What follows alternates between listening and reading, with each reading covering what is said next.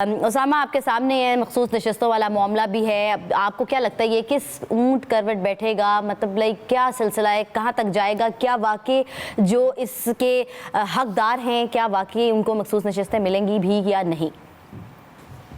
पहले तो बहुत बहुत शुक्रिया आपका। बड़े अरसे के बाद इस तरह हम स्क्रीन पर इकट्ठे हो रहे हैं जी। और बड़ा अच्छा है। और आपने जब कहा फील्ड में आगे बढ़ते हो तो मैं डर गया, शायद आपने कहा कि बढ़ते तो कहीं आप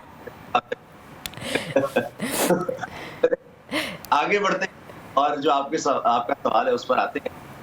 मखसूस नशिस्तों का मामला देखिए, पहले दिन लग रहा था कि तहरीके इंसाफ सुन्नी इत्तेहाद कौंसिल बड़ी मुश्किल में है और काजी फाइसा साहब के ताबड़तोड़ सवालात थे चीफ जस्टिस से वो कि जी आपको क्या जरूरत थी इत्तेहाद कौंसिल, आपने क्यों ज्वाइन किया था, साहब वालों को क्या इत्तेहाद कौंसिल में हमने लेकिन पार्टी तो नहीं की थी। इस तरह के सवालात तो सारा कुछ पूरी तरीके था। लेकिन फिर कल मामला बिल्कुल दूसरी क्योंकि उसके बाद तरफ से नजर आ रहा था या जो दीगर पार्टी इत्तेहादी पार्टी है जिनको मखसूस पार्टी कि उनको किस तरह से मिल गई जी समझ आती है आईने आप कराए होंगे उसके हिसाब से जिसने जितनी दी होंगी तो खास उनको उतनी अकलियत और खवातीन को दे दी। लेकिन जो एक्स्ट्रा मिल गई है वो कैसे मिल गई, कोई बात समझ नहीं आ रहा है। नन जिन जमातों को मिल गया। अब यहाँ से मामला जो और जो टर्निंग पॉइंट वो था कि ये बात सामने आई कि सुन्नी इत्तेहाद कौंसिल के हामिद रजा साहब उन्होंने जो अपने कागजात उसमें वो सुन्नी इत्तेहाद के मेंबर के तौर पर जमा करवाए। तो अगर एक भी जनरल साहब के जिसके भी बात सामने आई, अगर एक भी जनरल शिस्त मिल जाती है जमात को इत्तेहाद कौंसिल को तो उसके बाद वो फिर बाद में आजाद शामिल हो गए तो उनको जितनी भी लोग शामिल हुए मखसूस नशिस्तें वो मिल सकती हैं। तो यहाँ से कम से कम सुन्नी इत्तेहाद कौंसिल / तहरीके इंसाफ का केस मजबूत हो गया कि अब इलेक्शन कमीशन बोर्ड के मुताबिक भी, क्योंकि इलेक्शन कमीशन कहता था जी सुन्नी इत्तेहाद कौंसिल को हम कैसे दे दें, उन्होंने तो कोई जनरल शिस्त ही नहीं जीती और तहरीके इंसाफ तो इलेक्शन बंदा ही कोई नहीं आया, वो तो सारे आजाद उम्मीदवार थे। तो जिस जमात का वजूद ही नहीं है हम ज्यादा दोनों को नहीं मिल रहे।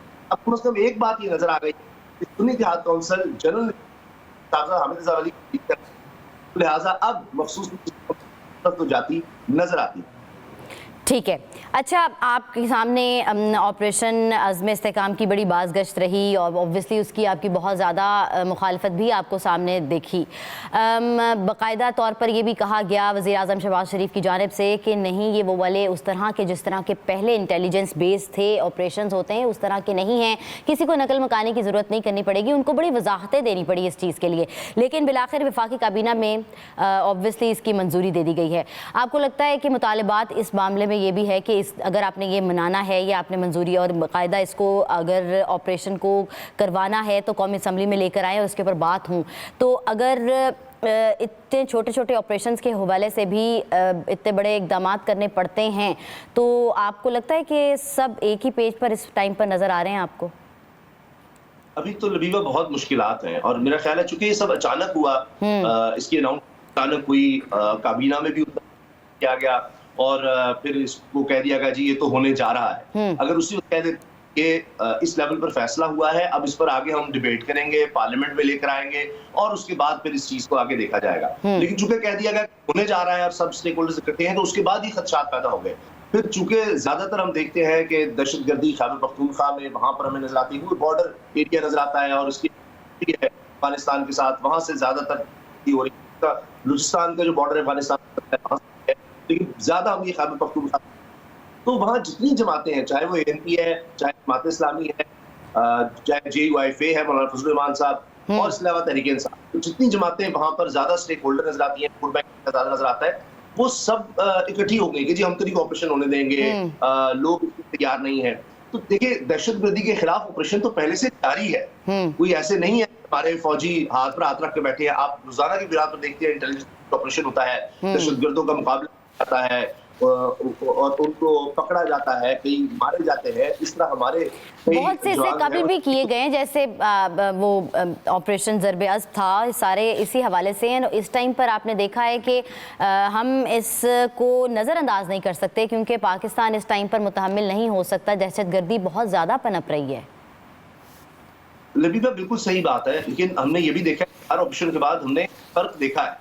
जितनी भी ऑपरेशन, चाहे वो बात से शुरू कर लेते हैं, उसके बाद देखिए क्या हालात स्वात में थे, रिट खत्म हो गई हुई थी गवर्नमेंट की। मुझे जहां तक याद है 2009 की शायद ये बात है, पीपल्स पार्टी की गवर्नमेंट थी और उस वक्त शफात कियानी साहब आर्मी चीफ होते थे।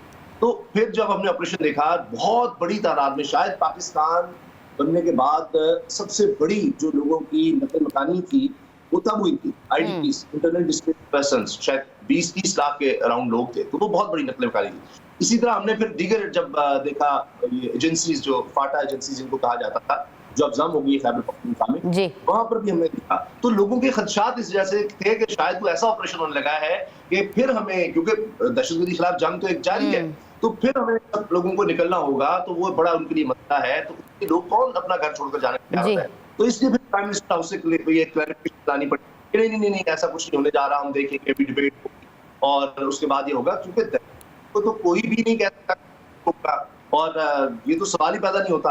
अच्छा, इसमें किसी की इजाजत की भी जरूरत नहीं है, यदि कहीं भी जुर्म होता है तो क्या पुलिस को इजाजत देगी? कहीं दहशतगर्दी हो रही है तो क्या हमारे दिफाई इदारे किसी इजाजत के यानी मुंतज़िर रहते हैं? ऐसा नहीं है। पूरी कौम इसमें इकट्ठे होना चाहिए। उसामा, कोई भी चेंज अच्छा नहीं समझता, ऑब्वियसली हर कोई इंसान अपने कंफर्ट जोन में रहना चाहता है, लेकिन ये कि ऑब्वियस उनकी एक जो रिजर्वेशंस थी उसको वज़ीर-ए-आज़म शहबाज शरीफ ने ख़त्म किया। उन्होंने कहा है कि आप जहाँ पर हैं, जहाँ पे बहुत ज़्यादा ज़रूरत पड़ेगी वहाँ पर पहले बता के ही नकल मकानी या इधर उधर अदला बदला किया जाएगा।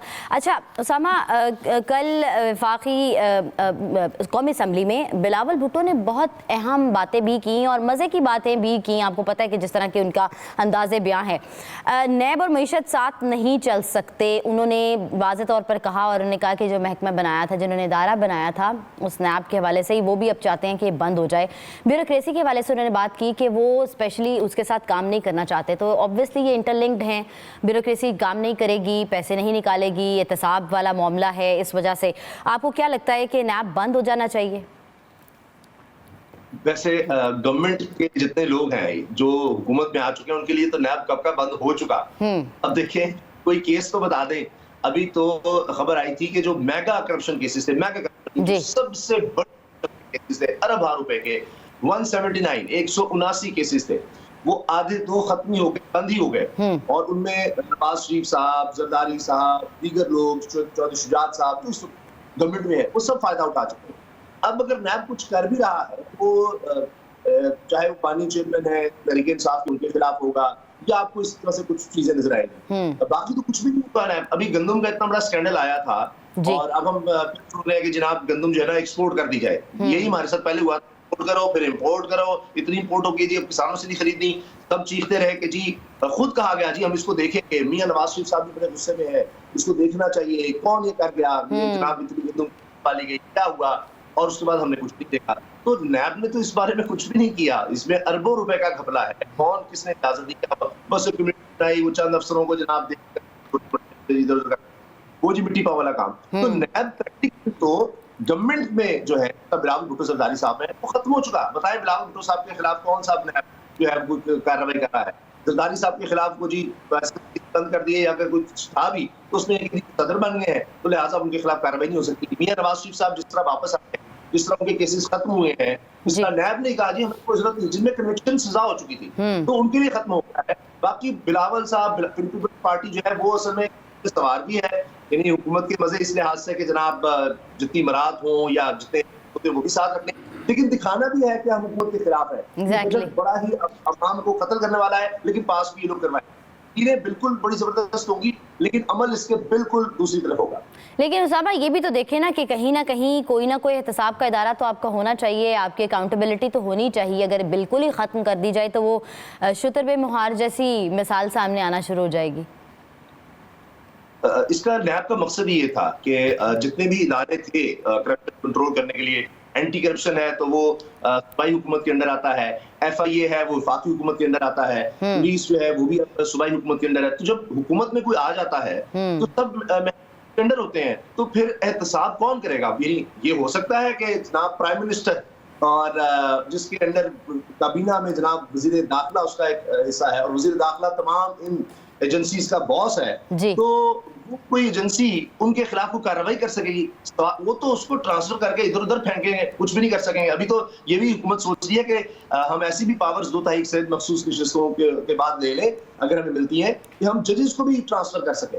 तो इसीलिए नैब बनाया गया था कि इंडिपेंडेंट इदारा जिसको हटा नहीं सकते, अगर उसको हटाना पड़ेगा तो सुप्रीम जुडिशियल काउंसिल में, जिस तरह किसी हाई कोर्ट सुप्रीम कोर्ट के जज को हटाना है तो वहां पर जाना पड़ेगा। कोई आसान काम नहीं है, इंडिपेंडेंट है, उसके पास इंडिपेंडेंट पावर्स है, तो वो इदारा बनेगा। लेकिन इसमें ये सिर्फ और सिर्फ जो हुकूमत आती है उसने इसको पॉलिटिकल इंजीनियरिंग के लिए इस्तेमाल किया, अपने मुखालिफिन को दबाने के लिए कि जनाब तुम्हारे खिलाफ केस बना देंगे, ये कर देंगे, वो कर देंगे, और वहां से हमारी तबाही हो गई। जिस तरह हमने बाकी इदारों को तबाह होते देखा है पाकिस्तान में, बिल्कुल उस तरह से हुआ। और हम देखते हैं कि कोई भी इदारा ये जुर्रत ही नहीं कर सकता कि जनाब किसी ताकतवर पर हाथ डाले, और यही हमारे मुल्क की तबाही की असल वजह है कि $12.5 अरब बाहर सिर्फ दुबई एक शहर में, एक इलाके में हमारी शराफिया के मिल जाते हैं, लेकिन यहाँ कोई पूछ ही नहीं रहा। सही है। अच्छा, वो कहते हैं जी एक घर में वो जब रहता हो इंसान, मैं कह सकती हूँ घर में बर्तन खड़कते हैं, लेकिन मुझे ज़्यादा मज़ा आएगा कहने के लिए पांडे खड़कते हैं। तो अब यूसुफ रज़ा गिलानी के बयान सामने आया कि जी पीपल्स पार्टी की मुस्लिम लीग नून से सुलह हो गई है। इत्तेहादी थे ऑब्वियसली और उन पर नज़रें मरकूज़ थी डेफिनेटली। इस टाइम पर उनको एक दूसरे के साथ मतलब लड़ाई नहीं है, जाहिर सी बात है, एक्ट अगर पसंद ना आए या किसी के साथ चल कर लेकर ना चले तो वो बुराई वाली फीलिंग आपको आती है। आपको क्या लगता है कि इस टाइम पर अब ये एक सेम पेज पर आ गए हैं, अगर सुलह हो गई है तो कितनी बेहतरी आएगी? और ये सेम पेज पर ही रहेंगे। इनको जो लोग सेम पेज पर लाए हैं वो ताकतवर हैं और इनको सेम पेज पर रखें, ये सिर्फ बयानबाजी होगी। तो ये जो लबीबा प्रॉब्लम था ना, वो कहीं विफाकी हुकूमत में नहीं था, शहबाज शरीफ साहब से कोई प्रॉब्लम नहीं था, कोई मसला नहीं था। मसला था पंजाब में मरीम नवाज साहिबा के साथ, या आप शहबाज शरीफ साहब कह लें। मसला ये था, और आपने देखा भी होगा बयान भी है कि जी जो वादे थे वो पूरे नहीं हो रहे, और यूसुफ रज़ा गिलानी है वो या दीगर पीपल्स पार्टी के लोग, नदीम अफजल चंद हो या जितने भी बयान वो असल में पंजाब के हवाले से थे। और उसमें ये हारी साहब ये चाहते हैं कि वो अपनी जिंदगी में बिलावल भुट्टो साहब को प्राइम मिनिस्टर देखे, और उसके लिए वो पंजाब में हिस्सा चाहते हैं। पंजाब में हिस्से से मुराद है ब्यूरोक्रेसी में हिस्सा, कि उनके कहने पर पटवारी से लेकर और कमिश्नर तक और DPO और जनाब थानेदार और ये सारा सिस्टम जो है ये पीपल्स पार्टी के हाथ में दिया जाए। और इसीलिए यूसुफ रज़ा गिलानी साहब कह रहे हैं कि जी वो मायदा चुके हो गया है। और हाँ जी, उसमें नदीम अफजल चंद साहब ने कहा कि जी लिख कर बात होगी, ताकि बार नहीं है ना कि हमारे जो भी पंजाब हमारे हवाले किया हम वहां पर तय, और वो ये समझते हैं ब्यूरोक्रेसी कंट्रोल का। ये जो 8 फरवरी के इलेक्शन हुए हैं और उसमें जो कुछ हो गया है, उसके बाद अगर पीपल्स पार्टी के पास ब्यूरोक्रेसी होगी तो अपने लोग लगाकर और हम इस तरह से फिर मैनेज कर सकेंगे अगले इलेक्शन, हम उसमें अपने लिए एक एडवांटेज क्रिएट कर सकेंगे, और वहां से कुछ सीटें ज्यादा निकाल कर, और सिंध हमारे कंट्रोल में होगा, बलूचिस्तान में आपने देखा तो बाकी कुछ जमातों को मिला के तो फिर रावल साहब बन सकते हैं। ठीक है, by the end of time Usama obviously जो बेहतरी है वो पाकिस्तान में ही आएगी।